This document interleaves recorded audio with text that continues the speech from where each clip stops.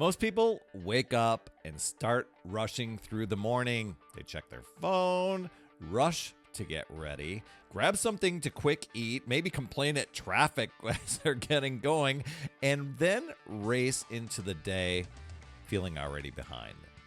Is that you? Well, I know it used to be me, and that might feel productive. I think we can justify that, right? But sometimes it's just not being energized, and we get dragging, and we start to complain, and we blame things when they don't go right. And there's a difference between a routine that keeps you busy.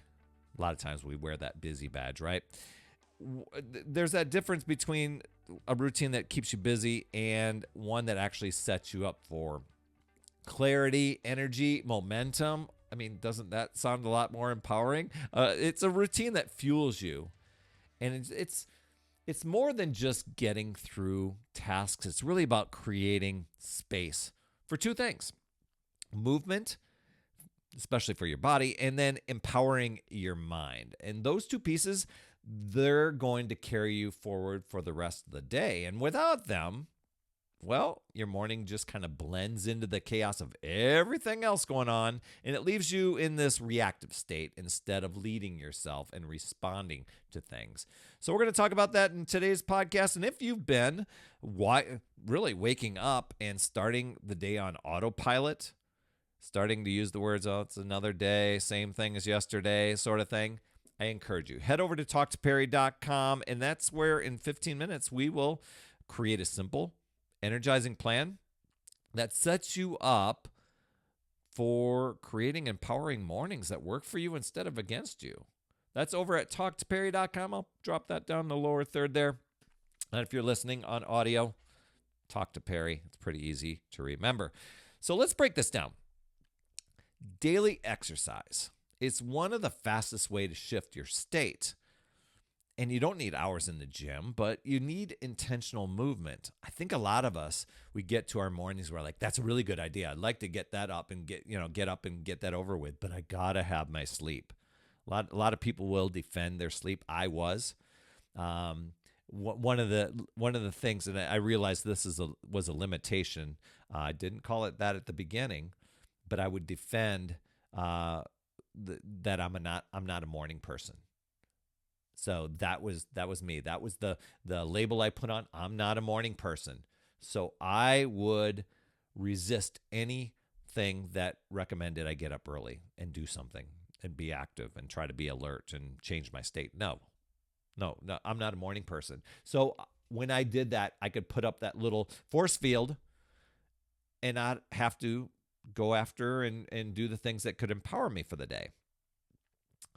But when and this is what I discovered over the years once I let that shield down, when you push your body early, and you don't have to push it hard, but even a short routine, you wake up the circulation, you clear out the stress hormones, you boost your focus. And I get it.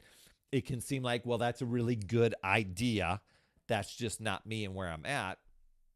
I don't want to punish myself trying to work off a bunch of calories in the morning. I just got to wake up and have my coffee and ease into the day. But when you get up, have your coffee, and then go and get some movement going, you're telling the body, hey, we're awake. We're really strong. We're ready to go. So that was one of the things I challenged myself when I told myself I was not a morning person. But I wanted to really see, is that really true? Or am I just making up something so I could resist and just ignore anything else that may benefit me? Now, I'm a type of person that will say, you know what, over the next 30 days, I love these little 30-day challenges. Over the next 30 days, I'm going to set my alarm 30 minutes earlier. I'm going to commit to getting up. I still have my coffee, but I would get up 30 minutes earlier, have my coffee, and get in some exercise. I'm going to do that for the next 30 days. And so I committed to that. It was kind of like having yourself as a little social experiment. And I was blown away at not only how I felt, but how my day became productive. Things just started to click better. I realized that I didn't have this workout that I had to try and squeeze in somewhere later in the day, I was more in control of my day by doing that. So just even that shift in energy, it can impact your meetings, it can impact your decision making, it can impact everything that follows. So that was one of the things that, and I encourage you to challenge, call yourself out on that, when you're trying to defend some sort of thing that is probably a good idea to do, but you're being resistive to it. Maybe say, you know what? I'm going to be open to this for the next 30 days. Really give it a whirl, because I got in like maybe 2 or 3 days and it was like, oh my gosh, this is kind of a drag. I don't really want to do this. But I said 30 days, I will get a good enough picture to know, am I really not a morning person? When I totally got rid of that. I still, 23 years later, I'm getting up and exercising in the morning. So I realized a lot of the benefits, and I really wanted more of that. The second thing that I thought was really important is making time for empowerment. Now, most people just go straight into checking social media, reacting to emails, texts, news, whatever it is. And if your first input is stress, and some people don't even look at it as stress, yet now you're reactive to somebody else's agenda, or even if it's distractions, well, your mind already starts the day cluttered. I don't know if you've ever considered that, but empowerment, using an empowerment strategy, it's about choosing what to feed your brain before the world decides to take over. Now, it could take its shape in different ways. There was a book that I read from Hal Elrod years ago called The Miracle Morning, and he had kind of like a little system, and it was really pretty short, like little 10-minute things. But, it could be something like journaling. It could be like sitting in silence, just doing a little power meditation. It could be reading something empowering and uplifting, not scrolling through social. It could be just sitting and practicing some form of gratitude, visualizing your goals, even exercise. It doesn't have to take long, but it creates this mental focus that really stays with you. It lingers. It trickles into the rest of your day. It fuels you up. And when you can combine those things, movement and empowerment, your morning becomes, instead of this drag of same old, it becomes this launch pad for awesomeness. Because then you're not scrambling. You're steady. You're clear. You're in control of how you show up. And that's a big thing, is you get to choose. You get to control it. Now, you might be listening going, well, Perry, that's me. I'm controlling what I choose, and I choose to sleep in and hit the snooze button and then wake up in a scramble and feel busy and feel agitated and be mad at all the social media things. And you see how that trickles in and flows into a lot of things. It really, if anything, today, it should be an awareness thing. Because when you're empowering yourself with movement, with some sort of mindset, or what to fuel your brain, that energy is going to compound through your day instead of the stress compounding through. And you're not coming home burned out and aggravated. You build this resilience about yourself. You're coming from a place of strength. And if you are at a point, and I can help you figure this out, if you're at a point where you'd rather trade stress of the rushed mornings for energy, empowerment, focus, that's why I encourage you. TalkToPerry.com. We're going to build a plan there that gives you just the right, just to build the right kind of morning structure so that you're feeling sharper, stronger, and really more consistent every single day, and really being aware of when you're resisting and defending those limitations. I hope that made sense, because your mornings, they either drain you or they fuel you. And you know what? If you want more from your day, it really boils down to how you start your morning. You're not having to guess things and find out what the day is going to throw at you. You empower yourself, ready to respond to whatever the day has.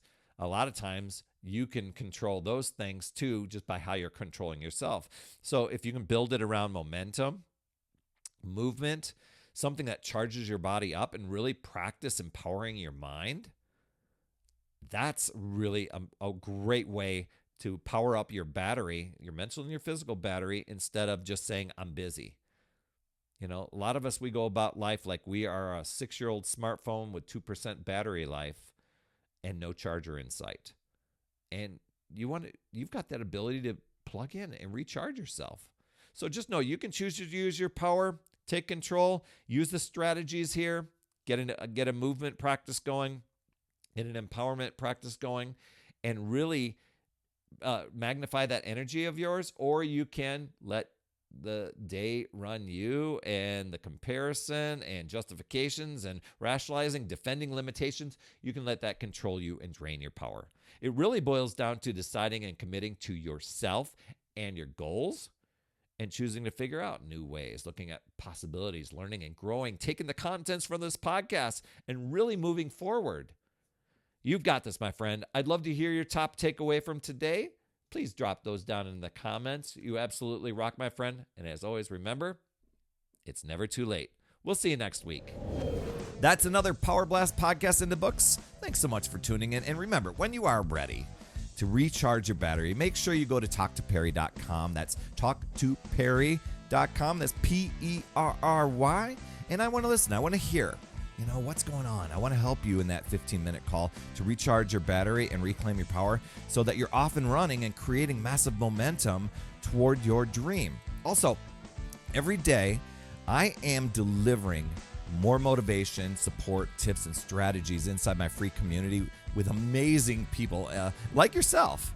And we are conquering the mindset and the fitness. I do 52 weeks of free training in there. Plus, I coach and I mentor people, as well as give you access to tons of resources and guides.